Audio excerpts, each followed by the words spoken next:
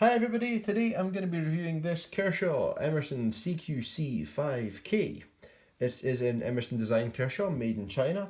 We'll start off with the size comparisons and we're going to try and get through this review quite quick since it has no reason to be a long one.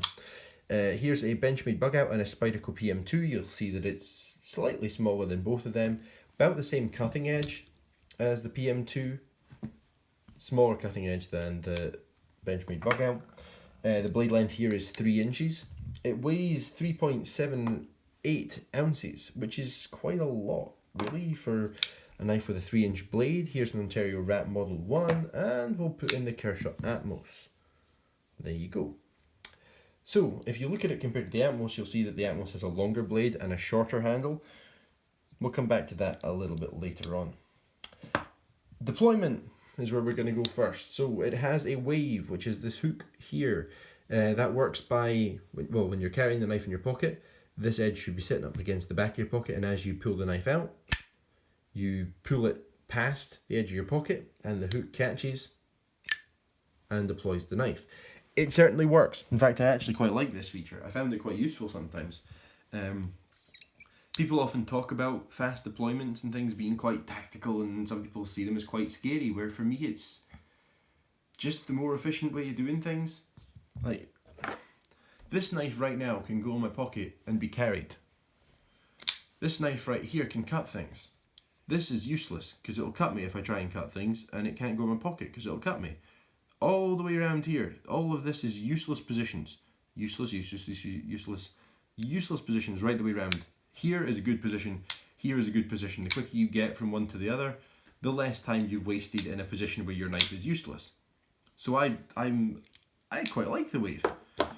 The quicker a knife can be open, the quicker you can use it, the quicker you can put it away, the quicker you can get on with your day.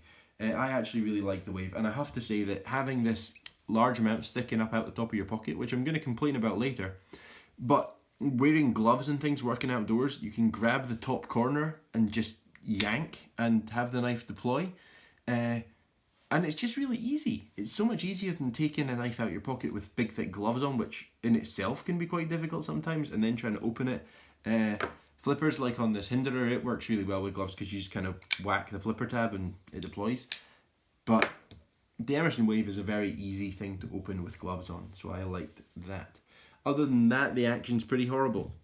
It is certainly not smooth.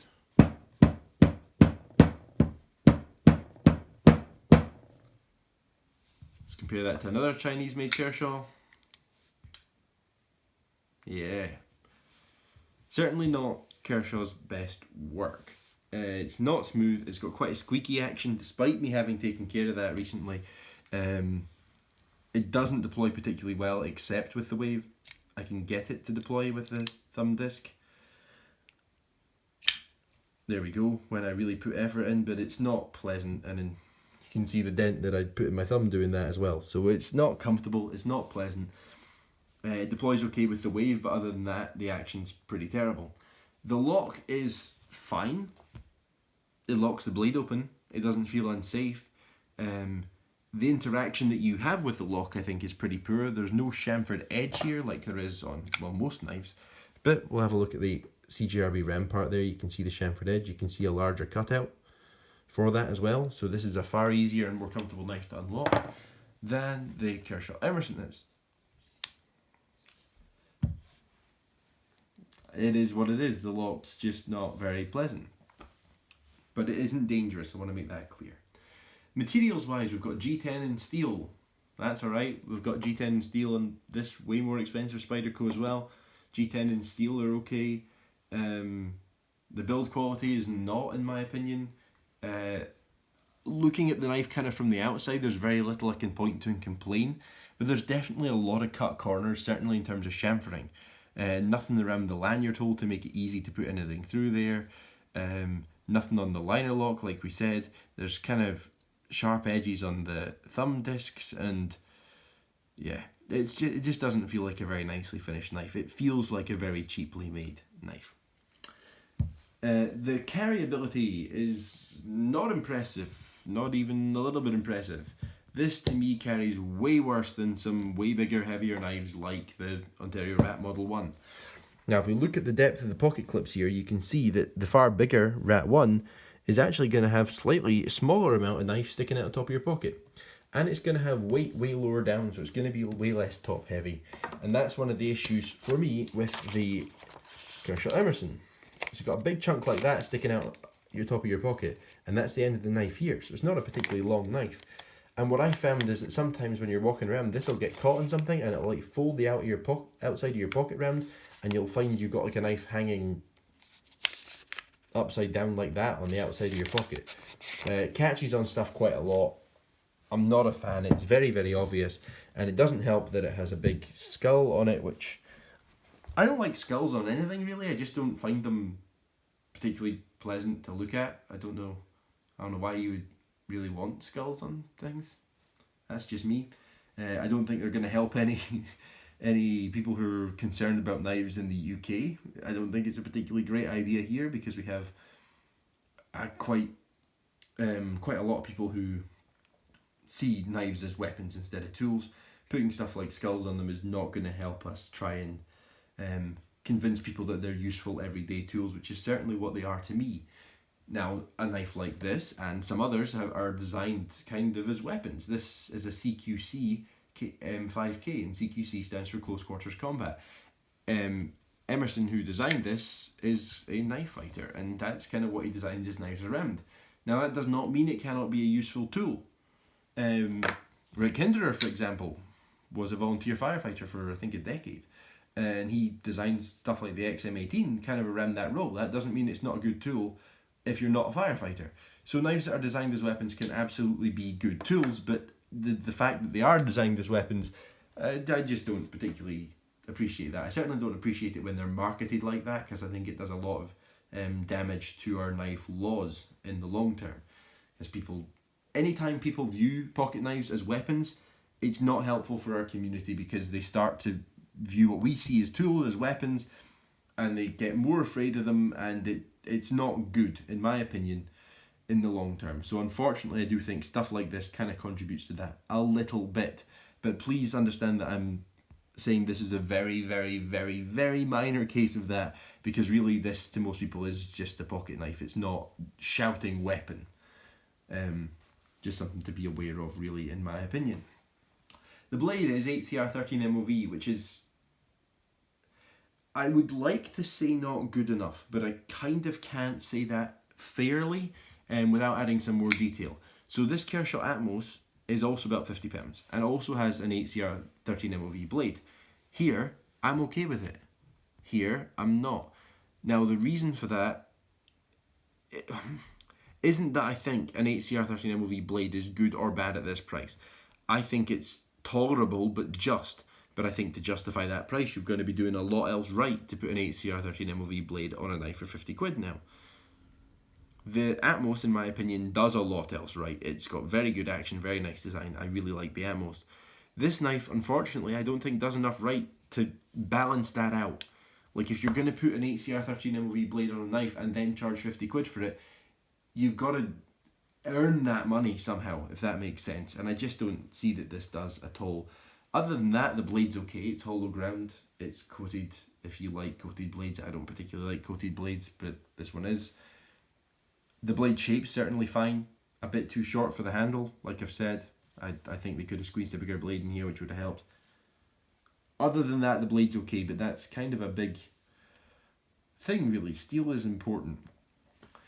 Ergonomics and design is my next topic. So this is an Emerson design knife. Now, I think Kershaw and ZT's best work is when they work with really well-known designers and they bring out essentially cheaper versions of highly sought-after knives. And a lot of the time that results in really good stuff, and a lot of the time the good things it results in can be ergonomics. Like this 0562CF, which is a Hinderer design. Fantastic ergonomically, brilliant knife. Here, I really like this part of my grip. I like where my finger lands. I like the ramp on the wave. I've got a lot of grip, a lot of control here, but then the rest of my fingers kind of feel like they're not doing very much. I think a lot of the knives of this style that Emerson makes are a bit larger, and that would certainly help give my fingers more to grab onto. Ergonomically, it really isn't bad at all. I would say it can be bad ergonomically if you're someone who likes to get your thumb a bit higher up, because you can be landing right on the top of the wave, which can be very uncomfortable. But if you hold it a little bit further back, or even just a little bit further forward, you're fine. And ergonomically, I think it's pretty decent. Value-wise, I don't think it's decent. They're for sale at the moment for about 50 quid in the UK. That is about what I paid for this Kershaw Atmos, which, as I've said a number of times, I think is a vastly superior knife. It's also about, well, it's about 20 quid more than I paid actually for the CGRB Rampart, which is in a better steel.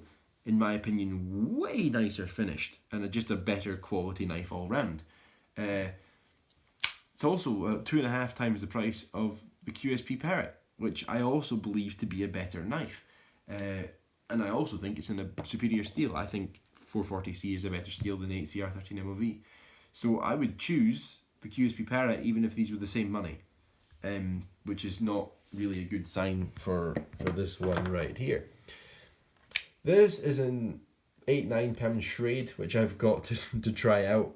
And I would have to think about the decision between these two, and I think that says quite a lot, because I really shouldn't when this knife is 5 times as much money.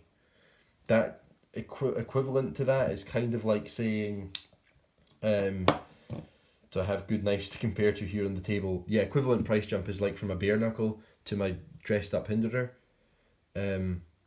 I love this, but this is a vastly superior knife in my opinion. Same kind of thing. I mean, it should be like that, is what I'm trying to say. If you go up in price by 5 times roughly, you should be getting a better knife. Now, it's not always 5 times the knife. In fact, in this case, I wouldn't even say it was 5 times the knife. But it's certainly not here. I mean, got my knives mixed up there. There we go. I think these two are dangerously close to being on par given the price gap, and that's just not really good enough. So, if you madly love... Got my knives mixed up again. If you really love the design and you really want an Emerson for some reason, then you might like this. If you want to try out the Wave, that was kind of the main reason that I got this one. Then it might be quite a good knife for you that way as well. For me, it's just not worth it for the money. I don't see the value here at all. I think if you're looking for an everyday tool, go for something like a CGRB or an Ontario Rat Model 1 or a CRKT or QSP or just a different kind of better Kershaw.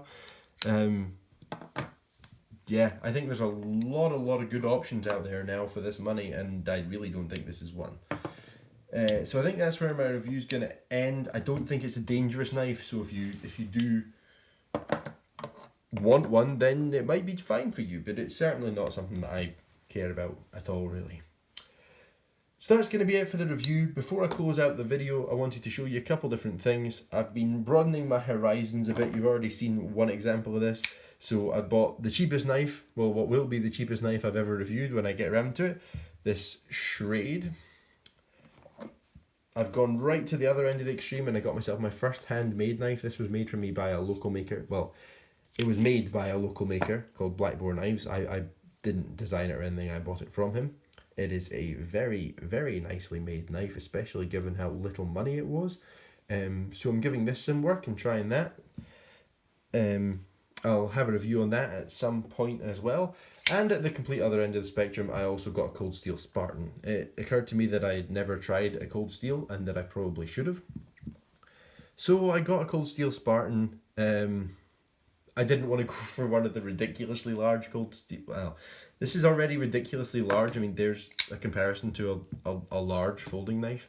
But I didn't want to go for one of the 7 or 8 inch long bladed folding knives that Cold Steel makes. I think that would have been too ridiculous. I wouldn't have been able to carry it. But I also didn't want to go for something normal sized because I wanted to kind of experience a bit more of Cold Steel's personality, if you like. I like the design of the Spartan, so I've gone for one of them.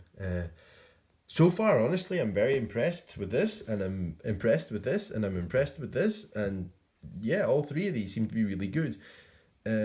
All 3 of them have issues in their own right, but yeah, I'm quite taken with all of these, really, which is surprising. And I am quite horrified, actually, at how good this Schrade is for a tenner. Anyway, That's it for today, guys. Thanks for watching. Bye-bye.